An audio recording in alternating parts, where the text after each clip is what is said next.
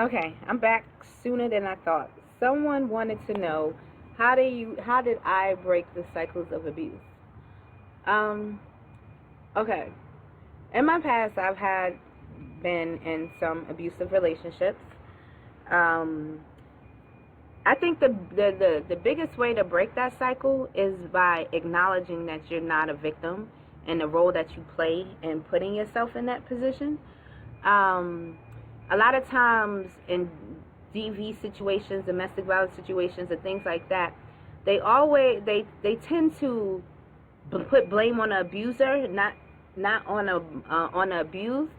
And so once I started seeing how it was my fault for me being in a situation like that, and when I say it was my fault, I mean it was my self-limiting beliefs, me believing that that type of individual was somebody to have in my life is what would stop that cycle. It's like I hate when people point fingers based on their personal situation, especially when they're an adult and you are capable of doing things on your own. I think the key to growing past abuse is self accountability. If you're not accountable to yourself for yourself, you're going to continue to find yourself in those cycles of abuse.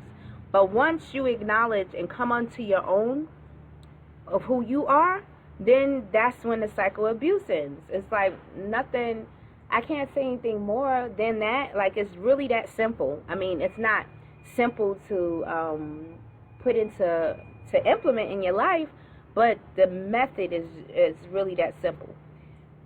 You got to acknowledge who you are, raise your self-esteem, know the difference between who you are and what other people attach to who you are and your being, and you are able to move forward. Once you raise you, you're going to start attracting people that respect and honor you. Once you honor and respect you, it's just that simple. But keep the questions coming.